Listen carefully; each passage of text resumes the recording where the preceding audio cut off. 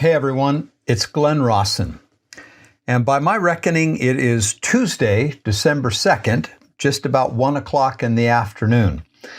And I saw a notice this morning that Cyber Monday has been extended into Tuesday. And I know that it's one of those stressful times of the year when you're shopping for Christmas and there's ads blasting at you constantly. And I'm sorry to be a part of that. But let me tell you the honest truth. I make a living by the tours that I do and by the books that we sell. And so that's how I support myself.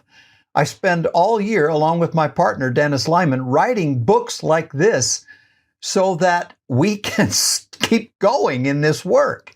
And I want to tell you about this book today, The Great Rescue of 1856. This is a gorgeous book. But first of all, let me tell you why we wrote this book. Some of you will remember a generation back with President Hinckley when he started talking about the handcart people in general conference talks. And it awakened the memory of all of us. And out of that came probably more than a decade of emphasis on buying the property at Martin's Cove, on books being written about the Martin and Willie handcart companies and stories coming forth and movies and documentaries, everything. And we were part of that a generation back. But one of the stories that to me was never emphasized the way I thought it should be was, yes, the story of Martin and Willie, but the story of the rescue, the men and women who did so much to bring in their stranded brothers and sisters on the plains of Wyoming. We wanted to tell that story. The story that President Hinckley said was one of the greatest rescues in American history. And that's what this book is all about. It tells the story through story and pictures, artwork, of the story of the rescue. You have to understand that, at least in my humble opinion, the story of the rescue of Martin and Willie and the Hunt and Hodgett wagon companies is one of the most dramatic moments of faith, heroism, courage, sacrifice, obedience in the history of this church. I don't know of any moment in our history when we as a people shined more brightly than in the winter of 56 and 57, when we went out to help these people, strangers from a foreign land that we didn't even know. It's a remarkable story. And you know, winter's coming on. I'm looking out the window right here, and there is snow on the hills up here. And I'm anticipating that temperatures are going to drop. It was in the 20s yesterday, and it's going to get colder. And it was this kind of year, this time of the year, and it was this kind of weather. In fact, the winter of 56, 57 was one of the worst on record. So it was much colder and the snow was much deeper when those men and boys packed up and left the warmth and security of their homes, the work that they had to do there, and their wives and families, and they went east onto the high plains of Wyoming, where the weather was much worse. The storms and the blizzards were more severe. Every step they took east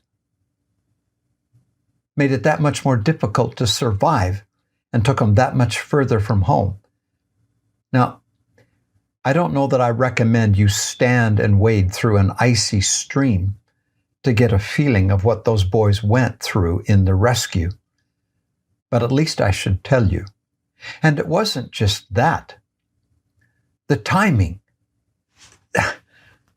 They arrived at the at the Willie Company, the rescuers did, on the very day that they ran out of food.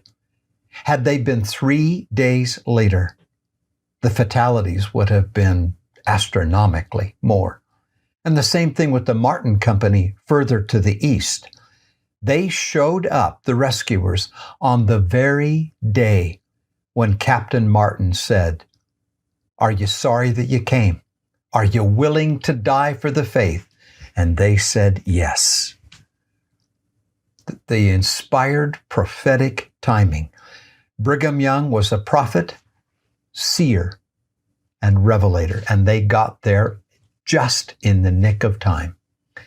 And there's one more element to this story, I suppose, and that is the women and the children back here at home.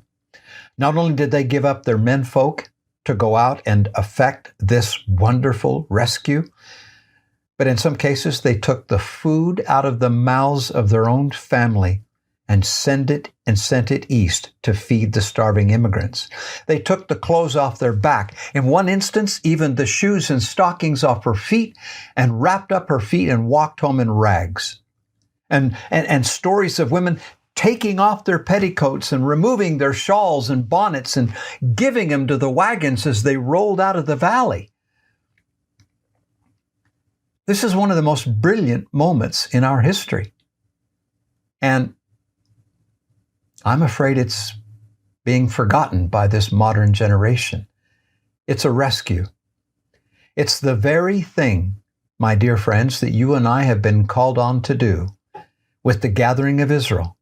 What's the gathering of Israel about? Why are we going to the temple to do work for the dead? It's a rescue. I recommend this book to you, my friends. A great and inspiring gift for Christmas. It's The Great Rescue of 1856, available now at History of the Saints.